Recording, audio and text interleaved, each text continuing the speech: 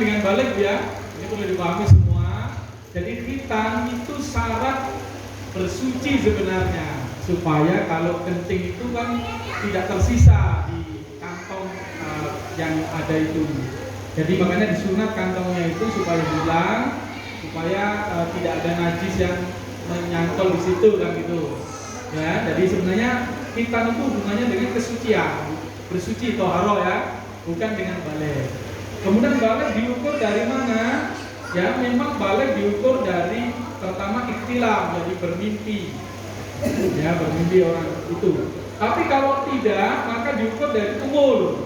Ya, umur ini walaupun beda pendapat ya ulama, ada yang 10 tahun, ada yang 12 tahun, tapi yang mentok maksimal pokoknya 15 tahun sudah dipastikan balik.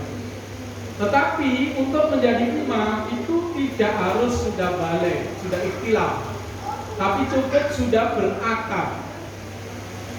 Makanya ada cerita sahabat, ya cuma saya nggak persiapkan materinya karena nggak pas bahas itu ya.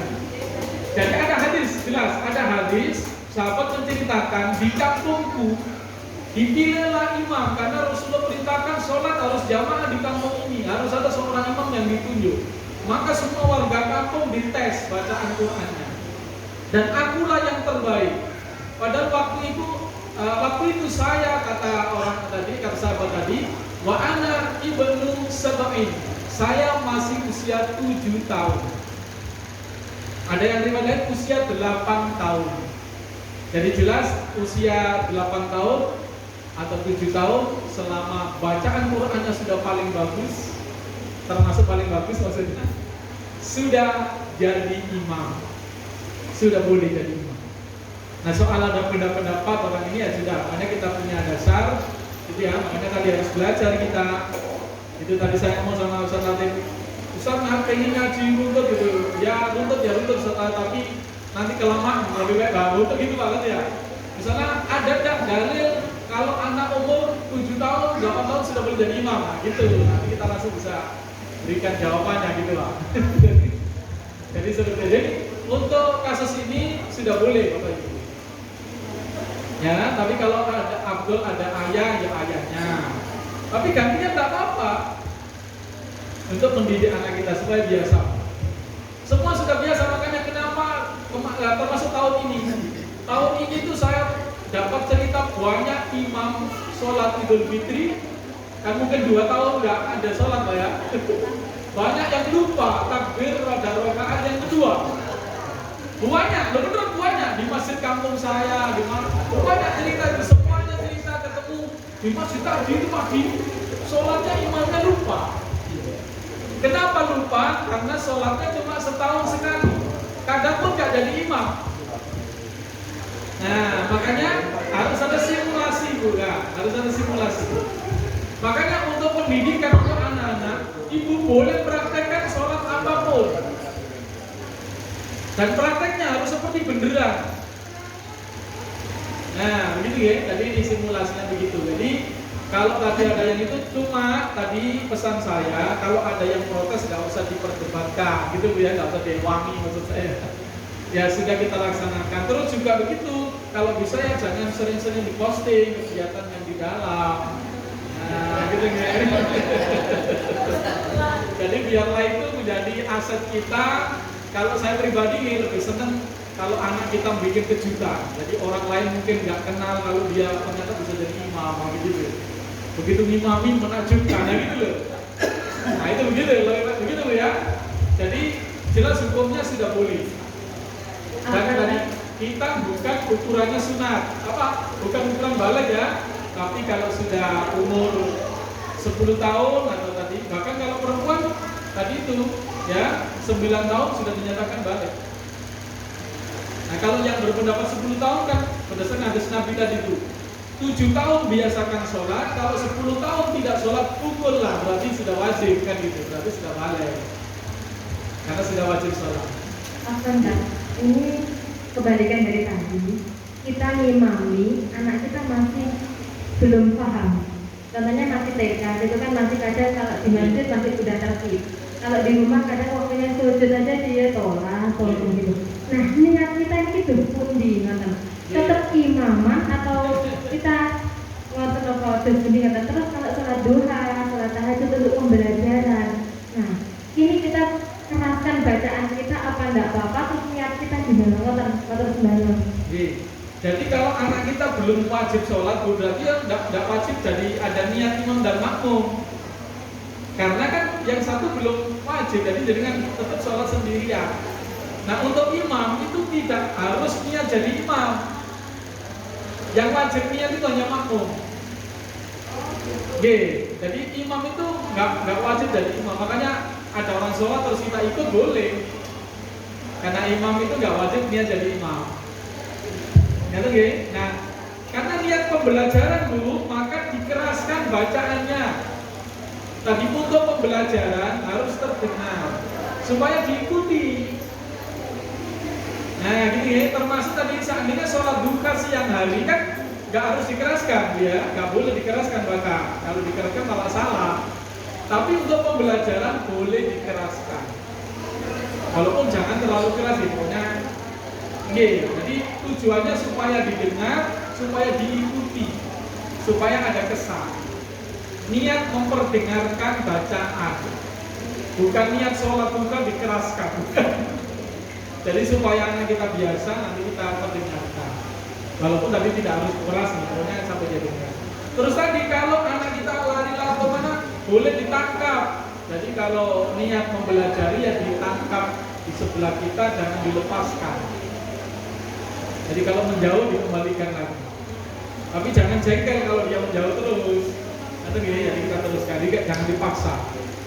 Ya tadi nih, jadi seperti itu. Jadi tetap niatnya kita tidak wajib niat jadi imam, karena anak kita belum fardu sholatnya. Begitu. Dan tadi seandainya sudah fardu pun, maka tadi kita jadi imam itu nggak wajib untuk niat jadi imam. Nah tadi dikeraskannya itu bukan karena sholat yang benar, ini sholat simulasi ibaratnya, mengenalkan sholat kepada anak kita. Ini namanya sholat duha gitu loh. Nah terus tadi supaya bacaannya dia kenal dan dia ikuti, boleh kita keraskan. Tapi nanti kalau sudah dewasa dipahamkan sholat duha, bacaannya tidak dikeraskan, ya. Nah itu seperti itu. Oke, demikian. Cukup Bu? Yang kedua, ya. Yang kedua, untuk memesantrenkan anak atau diserahkan ke lembaga, ya, maka secara hukum syariat ya kalau memang lembaganya menyediakan pendidikan yang setara dengan umur itu ya boleh. Jadi kalau mesantrenkan anak yang usia balita ya harus khusus pesantren balita. Jangan ditaruh di pesantren umum, malah rusak nanti anak kita. Karena yang ngajari bukan ustadznya, nanti yang ngajari kakak-kakaknya itu. Dan biasanya setan menghasut, diajari yang gak bener. Itu banyak kasus kejadian seperti itu. Ya, bahkan saya pernah dulu ada kasus itu, ada pesantren sampai 18 tahun. Mulai kelas 3 SD sampai lulus SMA sampai lama. Di rumah malah nggak pernah sholat, yo gak bisa maca kitab, padahal pesantren 18 tahun. Karena dia pesantren dibina oleh tadi itu kakak kelasnya, bukan oleh, dan binanya bukan bina ilmu nawasara, dia dibina dulin-dulin saja atau beneran itu terjadi. Karena bapaknya hanya percaya promo, ya pesantren di itu sampai senang. Anak saya Ustaz kelas 6 FI sudah berangkat sendiri ke pesantren, padahal pesantrennya di Jombang atau di Nganjuk gitu. Bahkan pindah-pindah sampai banyak pesantren. Tapi tadi pulang malah nggak pernah sholat, ya, dia nggak bisa mau kitab. Nah tadi. Nah bagaimana kalau saya pribadi lebih senang, tapi ini pribadi ibu nih, kalau jenengan setuju ya monggo, tidak ya apa-apa. Kalau saya lebih senang pesantren itu usia SMP aja ke atas. Biar apa? Kita punya menanamkan fondasi, punya kesempatan. Kita yang tanamkan fondasi supaya apa? Betul-betul nanti pahala dasar itu kita. Termasuk kan makanya Ustaznya Pak Bu Soma, Ustaz tadi kan memesankan kalau bisa ngajari Al-Fatihah jangan gurunya, kalau bisa orang tuanya. ngajari Al-Fatihah, ngajari Bismillah. Ya walaupun tetap diajarin kata itu lah, guru nggak mesti kan. Tapi kalau bisa kita ikut ambil bagian di situ. Itu loh, termasuk prinsip-prinsip dasar. Ya tadi ini kita yang tanamkan dulu. Kalau saya pribadi lebih senang seperti itu. Ya, tadi jangan dipaksa atau jangan diweden-wedeni. Awak mulai nakal tak pondok malah jangan ini kalimat-kalimat yang salah nih. Ini nah itu jadi pesantren itu dipromokan yang tadi kita lah yang mempromokan karena pesantren itu jadi mulia gitu loh. Nanti sama ketemu teman-teman yang mulia, guru-guru yang begitu. Temannya banyak dari seluruh negeri, dari banyak begitu. Jadi promokan yang baik. Jangan malah awas kamu nanti. Kalau tidak nurut pesantren jadi ini malah tidak benar. Jadi kalau menurut saya pribadi lebih baik bisa SMP ke atas. Kenapa? Supaya kita punya kesempatan untuk menanamkan ilmu-ilmu dasar. Ya tadi jangan sampai kemudian yang ngajari lipat baju, yang ngajari cuci baju, yang ngajari setrika itu gurunya. Nah tadi kalau bisa kita, walaupun tetap ya bisa dapat pahala. Kenapa? Kita kan mewakilkan gitu. Tapi tadi syaratnya pokoknya kalau jadinya memasukkan anak usia di bawah SMP ke pesantren, maka harus memang pesantren khusus anak usia segitu. Jangan pesantren umum. Ya, kalau nanti pesantren umum nanti bahaya. Itu banyak kasus masuk di tempat saya itu kan yang saya ikut ngajar ini kan rata-rata SMP itu yang SD banyak yang gitu ya terlantar ibaratnya urusannya itu. Karena teman-temannya kan sudah SMP semua. Begitu. Sedangkan di SD-nya ada yang belum. Tadi kecuali tadi kalau SD sudah mungkin kelas 6 itu kan sudah dekat dengan SMP jadi nggak jauh beda usianya. Ya demikian. Tadi seperti itu kondisinya. Makanya ditanamkan tadi itu kondisi sekali di rumah. Termasuk tadi walaupun di pesantren tetap ya tadi pesan kita harus kalau bergaul dengan anak-anak yang baik. Di pesantren pun ada anak yang nggak baik ya tadi itu yang orang tuanya bilang kalau kamu nggak baik saya pesantren kajinya apa pesantren dapat SDM yang nggak baik. Ya demikian. Oke, monggo yang lain kalau masih ada. Masih ada yang mau didiskusikan? Cukup Ustaz? Kalau cukup saya tambahkan ini, saya ada penting ini Bu sekalian. Okay. Ada satu sikap tadi itu di sini harus kita ketahui ini mungkin banyak yang belum tahu. Membiarkan keburukan pada keluarga kita, alasan kasih sayang itu termasuk dosa besar. Istilahnya ad-dayus. Dayus itu kalau jadinya cari di Google biasanya muncul digunakan untuk suami yang tidak punya cemburu pada istrinya, itu dayus. Tapi kalau di kitab Al-Kabair ini Imam Ad-Dhahabi mengatakan dan langsung dari hadis Nabi, siapa ad-dayus? Ad-dayus alladzi yukirul khabas fi ahli. Dayus adalah orang yang membiarkan keburukan pada keluarganya.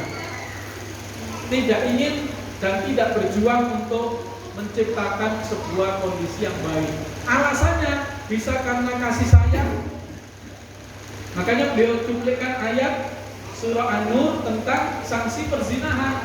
Hukumlah zina laki dan perempuan dengan deraan 100 kali. Wala ta'khudhukum bihi marafatan bidinillah. Jangan alasan kamu sayang belas kasih kepada anak itu atau orang tadi sehingga kamu tidak melaksanakan hukum Allah. Jadi jelas alasannya pertama karena sayang, yang kedua karena ada jasa yang besar. Termasuk saya itu sering dapat curhatan atau konsultasi suami yang gak karu-karuan ya zina, tapi istri bagaimana ini demi anak ini kita pertahankan ini demi anak. Alasan itu. Atau tadi nanti anak-anak gimana nasibnya yang menafkahi bapaknya. Sehingga membiarkan suaminya dalam kemaksiatan. Itu banyak kasus seperti itu Bapak Ibu sekalian. Nah ini jangan terjadi pada keluarga kita. Dan ayo sama-sama berjuang belajar ya, memperbaiki suasana rumah tangga kita. kita apa dalam kebaikan, termasuk komunikasi Bapak Ibu. Ya tadi ya kita harus bersama-sama ya, dan ini untuk semua orang, tidak peduli siapapun, mau keluarga apapun tadi, adakan sholat berjamaah, adakan ngaji bersama, adakan tadi kegiatan-kegiatan yang positif, bersih-bersih bersama, makan masak bersama, apapun ya itu kita lakukan. Termasuk Bapak Ibu, Bapak-bapak juga gitu Pak, tidak harus yang masak harus ibunya. Nah nanti kalau pas libur di rumah bisa masak bersama sama anak-anak ya, apa mungkin walaupun bakar sosis ya apa ya. Ya kalau masak itu ya dikreasi Pak ya, ini yang sehat gitu ya. Nanti temanya begitu, apa sayur apa ya. Nah ini demikian. Ya saya kira itu yang bisa saya sampaikan. Mudah-mudahan Allah memperbaiki keluarga kita bersama, sehingga kita menjadi keluarga yang utuh di dunia sampai besok di surga Allah Subhanahu wa taala. Al-Fatihah. Ya kana dia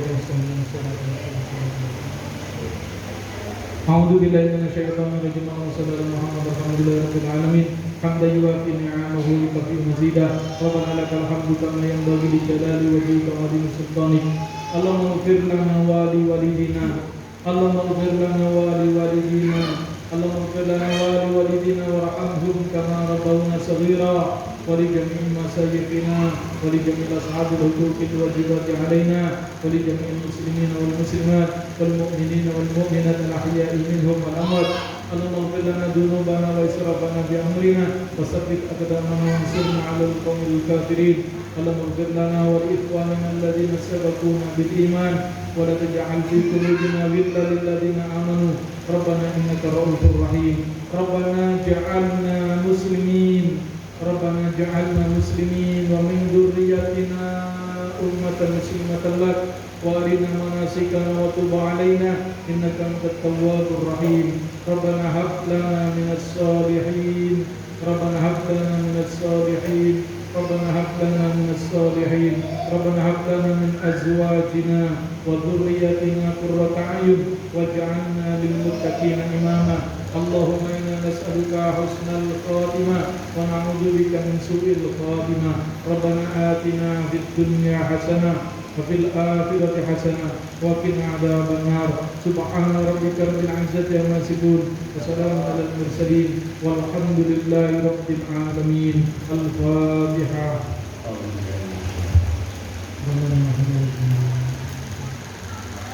Akhirul kalam. Assalamualaikum warahmatullahi wabarakatuh. Waalaikumsalam warahmatullahi wabarakatuh. Yang mau khair disampaikan kepada Ustaz Abdul Aziz. Bapak Ibu sekalian yang bermanfaat.